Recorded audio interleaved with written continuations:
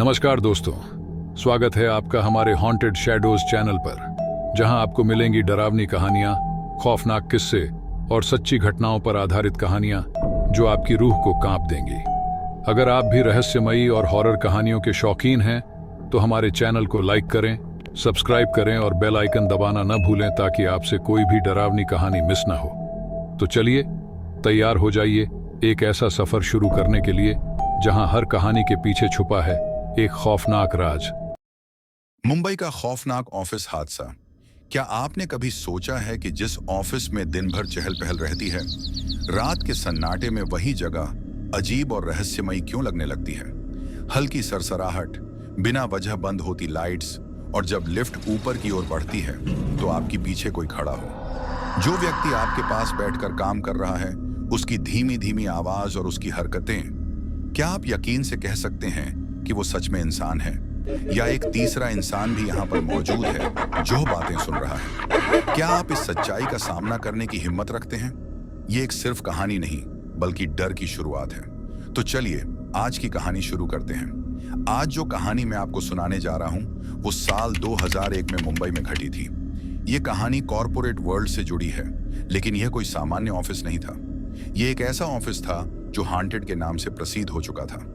वहां के कलीग्स कहते थे कि इस ऑफिस की दीवारों के अंदर एक आत्मा रहती है। ये आत्मा ना दिन देखती थी ना रात, वह हमेशा वहां मौजूद रहती थी। ऑफिस में काम करने वालों के चारों ओर भटकती रहती थी।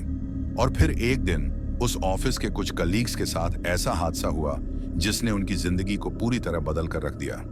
हादसा इतना खतरनाक था कि जिसने भी उस आत्मा का सामना किया उसे तुरंत ऑफिस से निकलना पड़ा। ऐसा कहा जाता है कि जब कोई उस आत्मा के संपर्क में आता तो उसका जीवन बदल जाता। वह व्यक्ति धीरे धीरे सामान्य इंसान से कुछ और बनने लगता। ऐसा मानना था कि यह आत्मा उन्हीं को अपने जैसा बना लेती थी। इसीलिए उस हादसे के बाद जो कुछ बचा वह सिर्फ डर और खौफ की कहानियां थीं। लेकिन सबसे बड़ा सवाल यह है, कौन थी वह औरत? क्यों यह ऑफिस हंटेड है? और उस दिन कलीग्स के साथ क्या हुआ था, वो आपको पता चलेगा आगे की इस कहानी में। साल 2001 की बात है। मुंबई का एक बड़ा कॉरपोरेट ऑफिस जो अपनी ऊंची इमारत और प्रतिष्ठा के लिए जाना जाता था, वहां रम्या और विजय की नए इंटर्न की नौकरी लगी थी। रम्या और विजय इंश्योरेंस का काम किया करते थे। उनका काम आसान नहीं था क्योंकि इसमें ग्राहकों को पॉलिसी समझाने से लेकर उनकी जरूरतों के हिसाब से सही योजनाएं चुनने तक की जिम्मेदारी शामिल थी।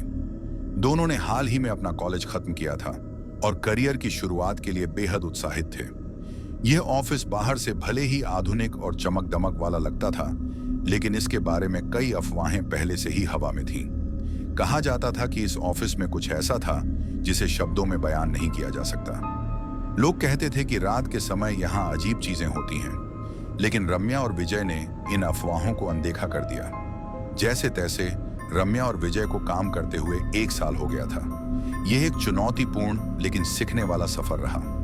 जैसे तैसे दिन रात मेहनत करते हुए उन्होंने न केवल अपने टारगेट पूरे किए बल्कि कंपनी में अपनी पहचान भी बनाई। 1 साल में उन्होंने अपने अनुभव और सीख से न केवल काम को बेहतर ढंग से समझा बल्कि एक टीम के रूप में भी अच्छी समझदारी विकसित की। उन्हें अदिति नाम की एक लड़की टीम लीडर थी जिनकी रम्या और विजय के साथ अच्छी बॉन्डिंग थी। अदिति हमेशा काम में व्यस्त रहती थी और ज्यादा बातचीत करने वाली नहीं थी। वह बहुत प्रोफेशनल थी और हमेशा टीम के सदस्यों को उनके काम के महत्व के बारे में समझाती थी। अदिति का रवैया सीधा और स्पष्ट था। अगर किसी ने काम अच्छे से नहीं किया तो वह साफ बता देती थी कि ऐसे लोग यहाँ ज्यादा समय तक टिक नहीं पाएंगे। इसी वजह से उनकी टीम में सभी लोग पूरी लगन और मन लगाकर काम करते थे। अदिति ने रम्या और विजय को शुरुआत से ही सही दिशा दी। कुछ ही दिनों में उन तीनों की नाइट शिफ्ट शुरू हो चुकी थी। शुरुआत के कुछ दिन सब कुछ सामान्य लग रहा था। हालांकि नाइट शिफ्ट में काम का माहौल थोड़ा अलग होता है। तभी उन कलीग्स ने बताया कि कुछ कलीग्स को नाइट शिफ्ट के दौरान कई दिनों से अजीबोगरीब घटनाओं का सामना करना पड़ रहा है। जब भी कोई ग्राउंड फ्लोर से लिफ्ट के जरिए ऑफिस की तरफ जाता तो उन्हें अक्सर ऐसा लगता था कि उनके पीछे कोई और खड़ा है और उन्हें घूर रहा है। लेकिन जब वे पलट कर देखते तो पीछे कोई नहीं होता। ऑफिस में भी अगर 2-3 लोग बैठकर बात कर रहे होते तो उन्हें ऐसा महसूस होता कि कोई तीसरा शख्स भी वहां मौजूद है, उनकी बातें सुन रहा है और उनके आसपास घूम रहा है। यह एहसास इतना गहरा था कि वे अक्सर चौंक कर इधर उधर देखने लगते, लेकिन हर बार वहां कोई नहीं होता था। लेकिन अदिति, रम्या और विजय ने इन बातों को पूरी तरह से नजरअंदाज कर दिया। उन्हें लगा कि ये सिर्फ अफवाहें हैं। वे इसे सिर्फ एक कोइंसिडेंस मानकर अनदेखा कर रहे थे। इस समय अदिति, रम्या और विजय की बॉन्डिंग बहुत मजबूत हो गई थी। तीनों में एक गहरी दोस्ती भी बना ली थी। लेकिन उन्हें नहीं पता था कि एक रात उनकी जिंदगी में ऐसी आने वाली थी जो सब कुछ बदल कर रख देगी। एक रात ऑफिस का माहौल थोड़ा अलग लग रहा था। लाइट्स जल रही थीं, लेकिन अजीब सी ठंडक और खामोशी पूरे ऑफिस में फैली हुई थी। अदिति हमेशा की तरह फोकस थी। रम्या और विजय अपना काम कर रहे थे। अब बस तीनों की शिफ्ट खत्म होने वाली थी। रम्या और विजय अपने बैग पैक कर रहे थे और अदिति भी लगभग अपनी चीजें समेटने वाली थी। तभी अचानक से अदिति का लैपटॉप बजने लगा। कॉल की आवाज सुनकर वह फौरन उठाने वाली थी। फिर रम्या ने कहा, अरे अदिति, ये क्या कर रही हो यार? अभी हमारा वक्त हो गया, हमें घर को निकलना है। लेकिन अदिति ने थोड़ा रुकते हुए कहा, अरे आखिरी कॉल है, उठा लेने दे, क्या पता किसी को बहुत ज्यादा इंपॉर्टेंट होगा। रम्या और विजय ने उसे समझाने की कोशिश की, लेकिन अदिति ने कॉल उठा लिया।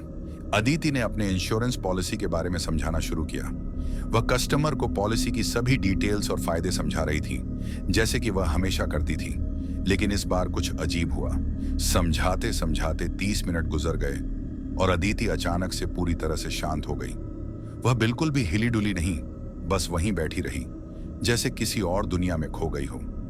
रम्या और विजय पहले तो इसे सामान्य समझे, जैसे शायद कोई कस्टमर कॉल पर ज्यादा जानकारी मांग रहा होगा और अदिति उन्हें सुन रही थी। लेकिन जैसे ही कुछ समय और बीता, उन्हें एहसास हुआ कि कुछ ठीक नहीं था। अदिति की आंखें एक जगह स्थिर थीं और उसकी त्वचा एकदम नर्म और शांत हो गई थी। देखते देखते 1.5 घंटा बीत चुका था और अदिति बिल्कुल भी नहीं हिली। वह जैसे एक पुतले की तरह अपनी सीट पर बैठी थी और फोन अब भी उसके कान से लगा हुआ था। उसकी आंखें चुपचाप किसी खाली जगह पर स्थिर थीं। रम्या और विजय, जो पहले इसे शायद सामान्य मान रहे थे, अब सचमुच घबराने लगे थे, क्योंकि अदिति, जो हमेशा स्वस्थ और थोड़ी हट्टी कट्टी सी रहती थी, अब अचानक बहुत दुबली और कमजोर सी लग रही थी। विजय को यह महसूस हुआ कि वह इतनी तेजी से पतली हो गई थी जैसे उसने बहुत समय से कुछ खाया नहीं हो। ऐसा लग रहा था जैसे एक इंसान अचानक से बदलने लगा हो। क्या हो रहा है अदिति? रम्या ने धीरे से पूछा, लेकिन कोई जवाब नहीं आया। रम्या और विजय के अलावा वहां कोई और नहीं था। रात का समय था और अदिति अब ऐसा व्यवहार कर रही थी जैसे कि वह किसी के कब्जे में हो। उसकी स्थिति देखकर रम्या और विजय को समझ में आ गया कि कुछ ठीक नहीं है। रम्या ने घबराते हुए उसे पूछा, अदिति, तुझे क्या हो रहा है? क्या तुझे किसी चीज की जरूरत है तो हमें बता। लेकिन अदिति ने कोई जवाब नहीं दिया। उसकी चुप्पी और उसका अजीब व्यवहार देखकर विजय और रम्या में डर और चिंता फैल गई। अदिति ने कॉल रख दिया और तेजी से ऑफिस के बाहर भागते हुए निकल गई। विजय को लगा कि अदिति को पीछे से भागते हुए देखना जरूरी है, लेकिन तभी विजय ने रम्या से कहा, शायद यह कॉल में ही कुछ गड़बड़ है। शायद इस इंसान ने अदिति को कुछ गलत बोला है, या फिर कुछ और तो जरूर होगा।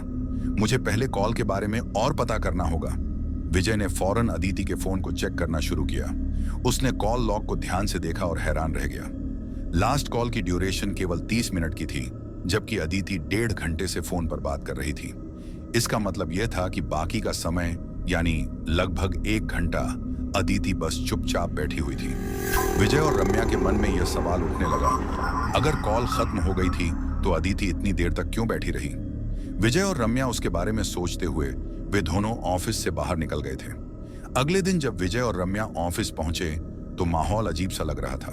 उन्हें पता चला कि अदिति आज ऑफिस आई ही नहीं। ये बात सुनकर वे चौंक गए, क्योंकि अदिति जैसी व्यक्ति का एब्सेंट होना बेहद अजीब था। अदिति हमेशा समय पर ऑफिस आती थी, अपने काम को पूरी शिद्दत से करती थी और कभी कोई लापरवाही नहीं दिखाती थी। विजय और रम्या के मन में अदिति की हालत को लेकर बेचैनी बढ़ती जा रही थी। विजय ने कहा, कल रात वह जिस तरह से बर्ताव कर रही थी वह सामान्य नहीं था। मुझे लगता है कि हमें उसके घर जाकर देखना चाहिए। विजय और रम्या जैसे ही अदिति के बताए पते पर पहुंचे, वहां का माहौल कुछ अजीब सा था। उन्होंने दरवाजा खटखटाया, लेकिन कोई जवाब नहीं आया। लेकिन तभी पास से गुजरती मकान मालिक ने उन्हें देखा और पूछा, आप किसे ढूंढ रहे हैं? विजय ने जवाब दिया, हम अदिति से मिलने आए हैं, हम उसके दोस्त हैं, क्या वह घर पर हैं? यह सुनकर मकान मालिक चौंक गया। उसने कहा, अदिति? वह पिछले 1 साल से यहां पर आई ही नहीं है। इसके बाद से मैंने यह घर किसी और को किराए पर दे दिया है। यह सुनकर विजय और रम्या दोनों चौंक गए। यह कैसे हो सकता है? रम्या ने घबराते हुए कहा। यह सुनकर विजय और रम्या के होश उड़ गए, लेकिन सबसे ज्यादा यश सदमे में था। उसने तुरंत कहा, यह तो नामुमकिन है। कुछ 3-4 दिन पहले ही मैं अदिति को यहीं ड्रॉप करके गया था। मैंने उसे घर के अंदर जाते हुए देखा था। यह कैसे हो सकता है कि वह यहां रहती ही नहीं? जैसे ही वे उस इलाके से निकलने लगे, रम्या को अचानक याद आया। उसने कहा, रुको विजय, मेरे पास अदिति के मां का नंबर है। रम्या ने अदिति के मां का नंबर पर कॉल किया। अदिति के घर का सही पता मिलने के बाद तुरंत वहां जाने का फैसला करते हैं। जब वे विजय और रम्या असली पते पर पहुंचे, उन्होंने दरवाजा खटखटाया। कुछ देर बाद अदिति के मां ने दरवाजा खोला। रम्या ने कहा, हम अदिति के ऑफिस से हैं, हम उसके कलीग्स हैं और उससे बात करने की कोशिश कर रहे हैं। अदिति है क्या घर पे? क्या हम उससे मिल सकते हैं? अदिति के मां ने विजय और रम्या को एक बेहद अजीब भरी नजर से देखा। उनकी आंखों में एक गहरी बेचैनी थी, मानो उन्हें इस सवाल का जवाब देने में डर लग रहा हो। उन्होंने कुछ पल के लिए चुप्पी साध ली, जिससे माहौल और भी गंभीर हो गया। फिर अदिति के मां ने कहा कि 1 साल पहले तो अदिति गुजर गई थी। ये बात सुनकर विजय और रम्या के होश उड़ गए। दोनों के चेहरों पर डर साफ झलक रहा था। विजय ने हकलाते हुए कहा, आंटी ये कैसे हो सकता है? पिछले 1 साल से हम अदिति के साथ काम कर रहे हैं। हर रोज मिलते हैं, बात करते हैं, लंच करते हैं और कभी कभी उसे घर भी ड्रॉप करते हैं। लेकिन कल रात से हमें वह कहीं नहीं मिल रही है। यह कैसे मुमकिन है? अदिति के मां ने कहा, कल रात को मुझे तुम्हारे ऑफिस से कॉल आया था, लेकिन सामने से एक लड़की की आवाज आई और उसने कहा, मां, मैं अदिति बोल रही हूं। मुझे समझ नहीं आया कि यह कौन थी। मैंने सोचा शायद कुछ गड़बड़ है और इसलिए मैंने कॉल रख दिया, लेकिन फिर मुझे कुछ अजीब सा महसूस हुआ। विजय ने हड़बड़ी से पूछा, क्या आप कॉल पर थे और आपको अदिति की आवाज सुनाई दी थी? अदिति के मां ने कहा, हाँ बिल्कुल वही आवाज थी। मुझे तो यकीन ही नहीं हुआ, इसलिए मैंने कॉल रख दिया। फिर मैंने दोबारा कोशिश की, लेकिन कॉल कनेक्ट नहीं हुई। रम्या और विजय के आंखों में घबराहट और कंफ्यूजन साफ नजर आ रही थी। वे बोले, ऐसे कैसे हो सकता है? हम तो कल उसे देखे थे, उसके साथ बातें कर रहे थे, और वह 1 साल पहले कैसे गुजर गई? अदिति के मां ने गहरी सांस लेते हुए कहा, बेटा, मैं जो कह रही हूं वह सच्चाई है। 1 साल पहले वह ऑफिस से लौट रही थी जब उसकी कार का भयानक एक्सीडेंट हुआ। ऑन द स्पॉट उसकी मौत हो गई थी। रम्या और विजय के मन में और भी सवाल उठने लगे थे। उन्हें समझ में नहीं आ रहा था कि क्या हो रहा था। अदिति तो 1 साल पहले ही मर चुकी थी। फिर वह लड़की जो उन्होंने कल रात देखी, वह कौन थी? अदिति की मां ने बोला, कल रात जिस लड़की से मैंने बात की, वह हमारी अदिति नहीं बल्कि उसकी आत्मा थी। दोनों ने ठान लिया कि वे अगले दिन ऑफिस जाएंगे और सब कुछ मैनेजर को बताएंगे। उन्होंने अपनी हिम्मत जुटाई और अपनी पूरी कहानी मैनेजर को बताई।